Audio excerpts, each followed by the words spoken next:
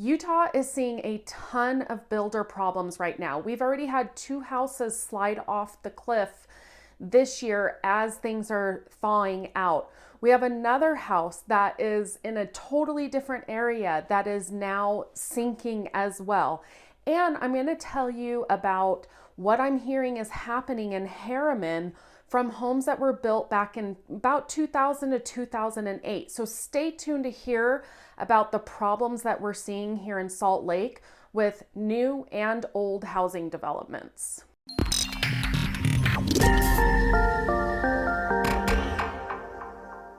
So we are seeing a lot happening right now around the Salt Lake City or Wasatch Front area. We had a record snow year. Things are starting to finally melt and we're seeing flooding issues. I will get to that. And then, of course, the big story is the homes that slid off the cliff in Suncrest up in Draper.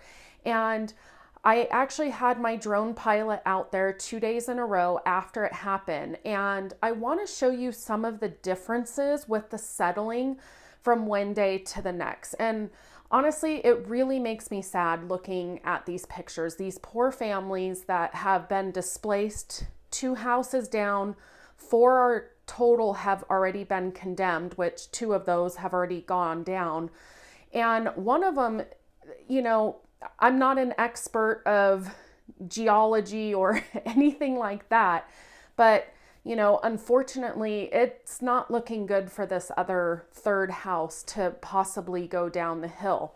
Now, one thing that I was surprised by is when my drone pilot sent me this footage, and I will share this with you and try to share with you as much footage as I can that was captured.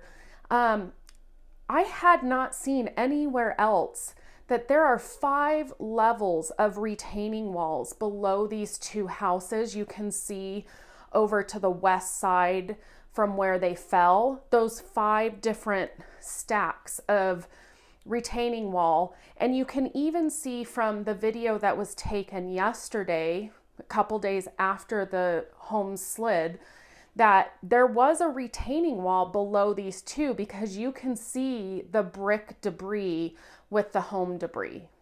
And the sad thing about this is this home was built in an area that you can understand the appeal to a home buyer, why they wanted this location. I mean, the views out the backside of what was their home, right out to the Salt Lake Valley. You have the beautiful mountains right there that you feel like are right there east of you. So you can see the draw and the appeal of this location that these people probably had with these homes. So I want to put these 2 photos side by side from Monday to Tuesday. And you can see in this picture the difference in the soil settling next to this house from Monday to Tuesday and how big those gaps are starting to get by this house. Now, this builder has recently been in the news for other foundation issues in a different community outside of Draper. One thing is for sure, the attorneys in all of this are probably going to have their work cut out for them. I can see, the builder's attorneys are obviously probably working overtime right now along with their PR department.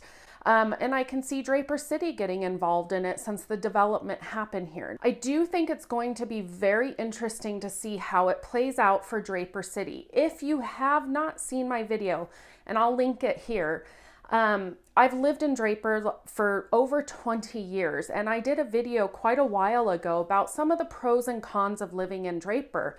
And one of my cons is the enforcement is pretty much non-existent in Draper, if I'm being 100% honest. So if you live in a neighborhood where your neighbors are not abiding by code enforcement policies, don't count on Draper enforcing it because it's just not going to happen. And that has been the history here in Draper for many, many years. My hope, I love Draper. I love living here. That is one of my biggest pet peeves of living in Draper is enforcement of their own policies that they just sweep under the rug. And there's no other way to put that.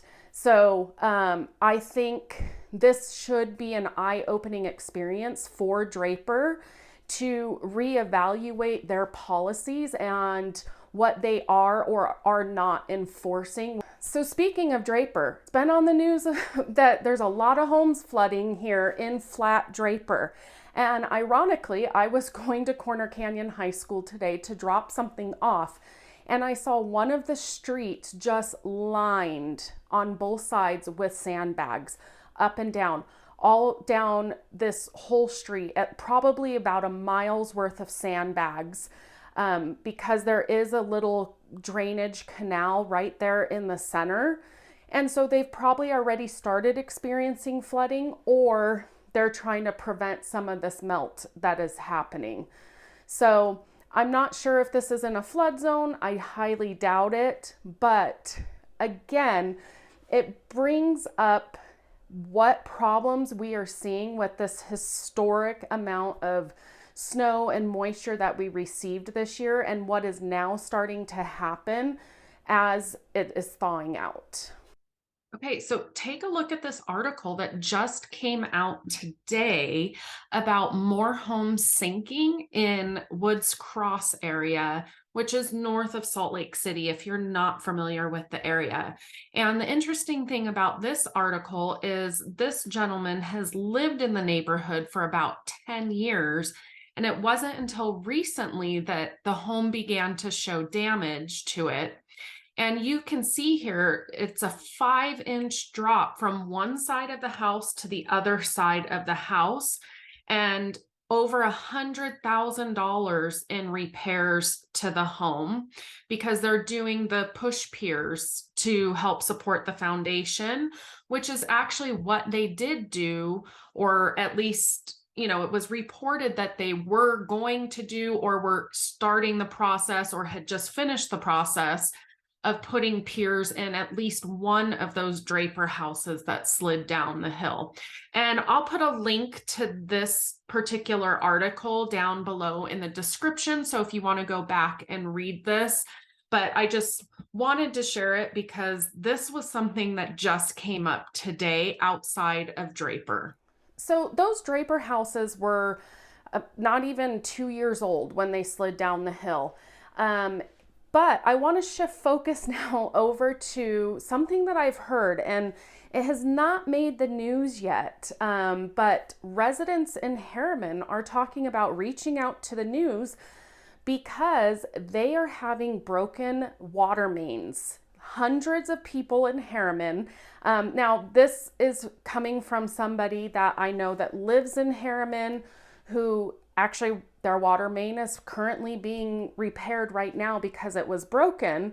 And the city knows that it's such a problem that they are now giving recommendations of people to fix your water line breaks. And the residents are very concerned of what happened during construction and development in Harriman to cause all these issues with hundreds of people having water main breaks. So since I am only hearing it from a Harriman resident who is experiencing this themselves, I don't necessarily want to pass on what I've been told, because it could be false from what comes out. But I do anticipate things are going to start coming out soon, because like I said, residents are talking about reaching out to news sources about this problem in Harriman. Now, keep in mind, these houses that I'm talking about were built anywhere from about 2000 to 2008, which is kind of ironic because that was our last big housing boom where things were going really fast. People were developing like crazy, and that is what we're seeing right now the last couple of years since COVID as well. And here we are all these years later, and these homes are now having issues from the big construction boom. So we will see what happens there. If you're looking at making a real estate move, reach out to me. I'd love to connect with you. You can shoot me a text, send me an email. Do what you got to do. Get in touch with me. Let's talk about your real estate goals. But as always, make it a great day.